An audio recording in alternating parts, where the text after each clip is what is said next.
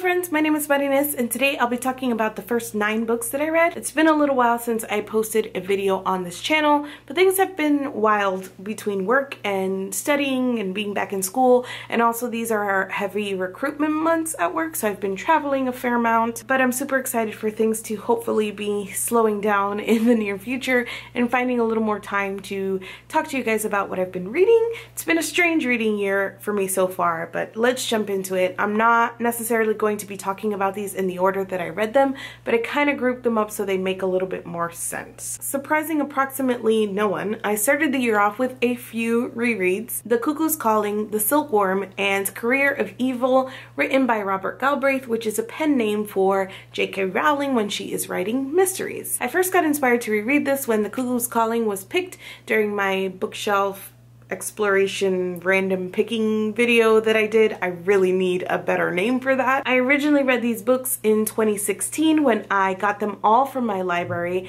and just read them back to back, and I enjoyed them so much that I bought myself physical copies, which I will now put down because they are very heavy. My general impressions of the series after I first read them pretty much remain intact.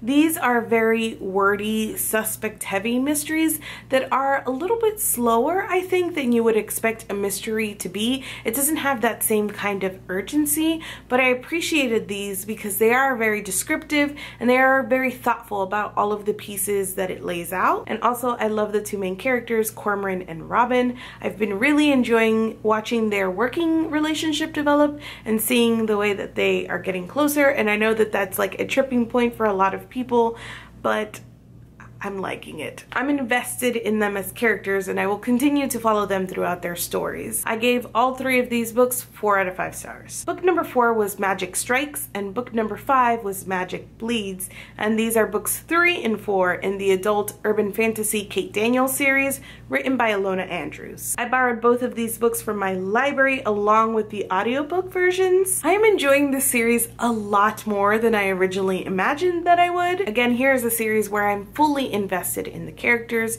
I've repeatedly described Kate as like a grown-up Buffy, and not only because she's out there like kicking butt, but because there is a vulnerability and a softness to Kate underneath her like strong veneer that I think was true for Buffy as well, and is what makes Buffy one of my favorite characters, that she has both of those aspects to her personality. I really enjoy that we're watching Kate develop all of these meaningful relationships, and I'm also truly interested in these side characters. I will say that these are books that I have been enjoying, but I can still recognize that it's not the best quality. For one, we get a lot of exposition from Kate, and that is a product of being a first-person story in a fantasy setting. The easiest way to build things is just to have Kate info dump, but I think a portion of that is tempered when I'm listening to the audiobook because the narrator is fantastic and she injects a lot of sass and sarcasm to some of that info dumping, so it seems a lot less exposition-y. I will also say that while I appreciate the attempt to include diversity in these books,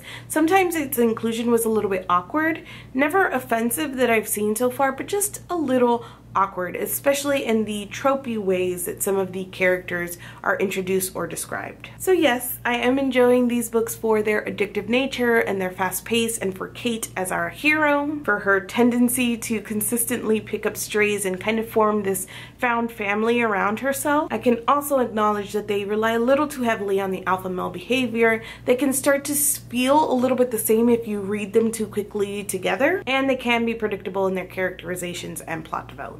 I gave both of these books 4 out of 5 stars. Book number 6 is Eligible, a modernized retelling of one of my favorite books of all time, Pride and Prejudice, and this is written by Curtis Sittenfeld. I received my copy ages ago via NetGalley, one of those galleys that you just never get around to, but I did it. I read it finally and it was a mixed experience. It was hard not to appreciate the way that this captured so many of the same beats and the progression of a story that I know and love so well. On the downside though, I think some of the way that it tried to modernize fell a little bit flat. For every update that I like, for instance, Mary getting multiple online master's degrees, there was one that I didn't like Charlotte being fat and what that later says about how she settles for Mr. Collins. Plus, there were a lot of references and details that became overwhelming, I think, because a modern reader could fill in a lot of those gaps. I will also warn that a lot of the characters included are racist and transphobic. Sittenfeld mostly counters that on the page when it appears,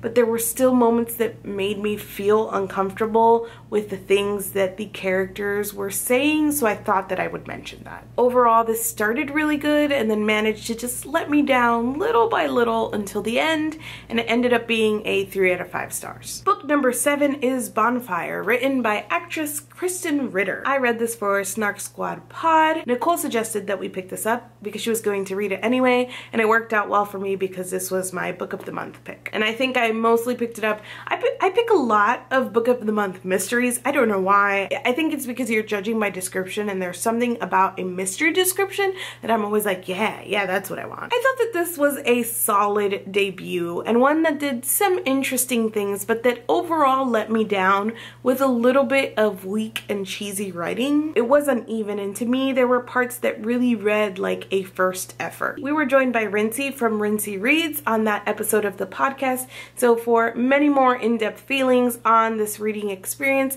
I really hope you guys will check that out. I've been truly enjoying the experience of podcasting, and even though I've been kind of absent from this channel, we've been doing that regularly, so go ahead, I'll leave the link down in the description, and I invite you guys to check that out. I ended up also giving this 3 out of 5 stars. Book number 8 was The Hating Game, a contemporary romance by Sally Thorne, which I purchased in ebook format for my Kindle. This book was originally recommended by my friend Carol, who some of you guys have met at bookish events, not directly to me, but to our book club in general, as a book that she really enjoyed. I was in a super weird mood after finishing Career of Evil, which is a dark and twisty mystery. You read from the perspective of the murderer for portions of that story, and it just is very dark and grim. The Hating Game was a perfect follow-up for me because it was just an incredibly readable love to hate romance. I was skeptical, but it turned out alright because it was less the douchey jerk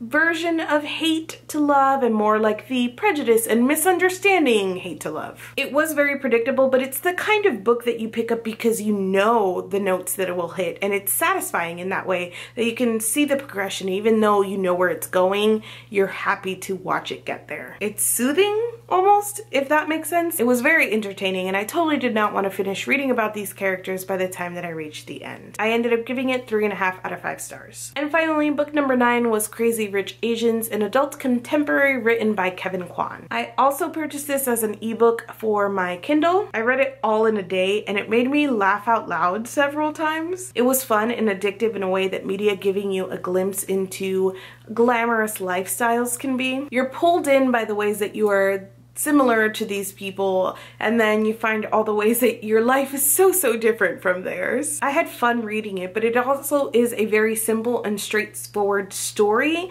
Like the bones of the plot, I think, are very straightforward, even though the story at the end of the day, because of all of the rich details, ends up being kind of ridiculous in a fun way. My main gripe with the story was just that I wanted to know the characters more. I wanted to know the 2 main characters at the heart of the story more and get to know more about the relationship, because you're really supposed to pull and root for them throughout all of the wild things that they experience, but I felt like their relationship was already existing when you start the story, and we don't get to know very much about what brings them together. I gave this 4 out of 5 stars. That's it for me today. This is usually the portion of the video where I would tell you a little bit about what's coming up, but I'm not going to promise anything because I don't know what's going to come up.